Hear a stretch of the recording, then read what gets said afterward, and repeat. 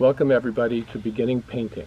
My name is Louis Goldstein, and I'm so glad that you can join us so we can work together and have some fun doing creative things like painting in this difficult time.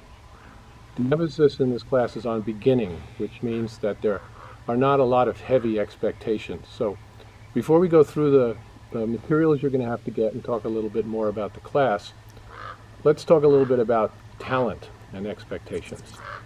Some of you are going to come to this class with very, very high expectations. Now, that's great. Oftentimes, however, your expectations and your skill levels don't quite match. So for those of you with high expectations, maintain those expectations and understand that during the course of this class, your expectations will probably come down as you face the reality of painting, and hopefully will bring your skill levels up. Now, for those of you who come to the class with very, very low expectations, those of you who think that, well, I don't have any talent and I'm not the creative one in the family and I have no artistic experience, what we're going to do with you is we're going to ask you to throw out your self-judgment, throw out your low expectations, and actually understand that every single person, every single one of us is inherently creative. We're born with the creativity. Some people learn faster than others. Some people appear to be more creative or learn things more easily. But it's essential to understand that each and every one of us are creative. In the same way that each and every one of us can stand up and walk.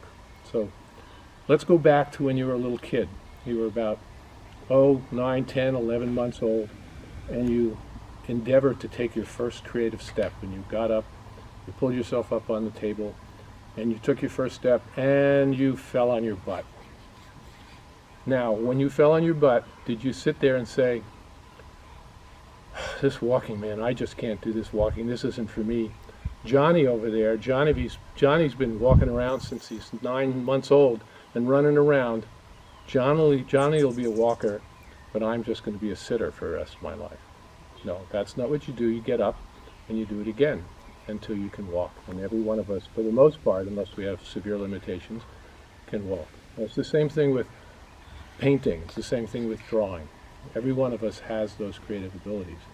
So in this class, what we're going to do is we're going to throw away the expectations for our finished product, and we're going to focus on the exploration.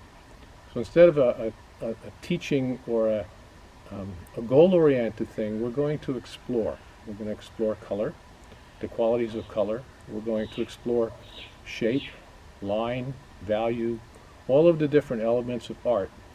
And we're going to go on an adventure, a creative adventure, and we're going to find out what each one of us can do. And we're going to help each other to do this along the way. And we'll do it through the videos, we'll do it through discussions and chats, and we'll do everything we can so that at least during this course, you'll at least have a few paintings, if not museum-worthy, will definitely be worthy to put on your refrigerator. So let's take a look at some of the materials we need, which I've got laid out in front of us. Now, I've included a materials list that you can get from Cheap Joe's online that I've researched to find the most inexpensive and yet quality materials for our painting exploration and adventure. So we've got our tubes of paint, and the colors that you need are listed on that list. Besides the tubes of paint, we have what's called a watercolor block. It's right here, and a watercolor block is a block of watercolor paper that's kind of sealed together so that when you paint on it, it won't wrinkle. And then we can take the top piece off, and we'll show you that when we actually use it. The paints here are pretty good sized big tubes, acrylic paints. Different colors. Obviously the main colors are red, yellow, and blue. We can make almost every other color from that, but we're going to use other colors that are already mixed up for us. Then we have a variety of brushes. We have some, fat, thick bristle brushes. And we have some brushes that are cut at different angles, and we have some finer brushes with smaller ends. And again, these are all listed in your material list.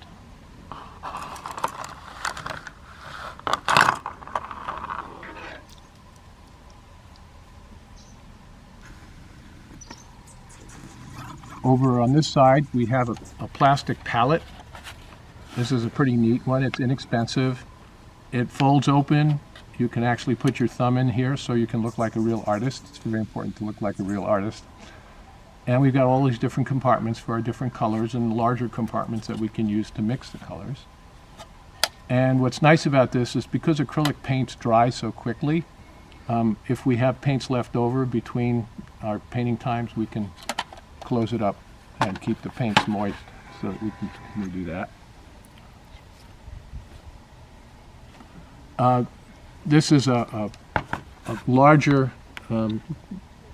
jar of white paint, titanium white, because we're going to use a lot of white to mix with it. So we get a little bigger jar of white. You can also get tubes, like these tubes of white, but this is a larger quantity and it's easier to get out. So we have the white paint here. We also have a gloss medium and varnish, which we can use to mix with the paints. We can thin the paints out, we can create glazes. You can create glazes with this and layers of different colors so that some of the undercolors show through, and we'll talk about that when we actually practice our techniques and explore what we can do with layers. And then we're going to use these canvases. These are 16 by 20, and you look on your materials list and it'll show you where to get 5 of these bundled, 5, that's what you'll need for the class. We'll be doing it probably at least that many paintings. And we want to keep them all the same size because we're going to do some drawing techniques to make it work with that. And you can see the back of it. It's canvas stretched over these wooden stretcher bars. We don't want to get canvases that are stretched over pieces of cardboard because they tend to warp and they don't hold their shape very well. So this is the kind of canvas we need. So, your basic lessons and your basic assignment for the first week is to look at the discussion. We're going to have a discussion board and we're going to talk about art, introduce ourselves, our experiences with art, how we relate to artwork in the world and in our own personal lives, and philosophical questions of beauty and aesthetics and things like that. And during this first week, your major assignment is to go online and to buy all these supplies. Again, it's listed there. You can order them from Cheap Joe's online or another place online, or you can go to Michael's or some other stores, Walmart if it's close to you. Ross has a lot of inexpensive paints, but a lot of the Ross paints are basic beginner kits, and you don't necessarily get all the colors that you need. My suggestion is to go to Cheap Joe's and follow the list that's there in your class.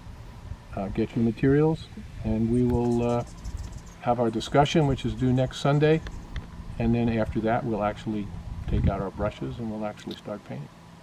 So once again, I'm delighted you're here, and I look forward to painting together and having some fun.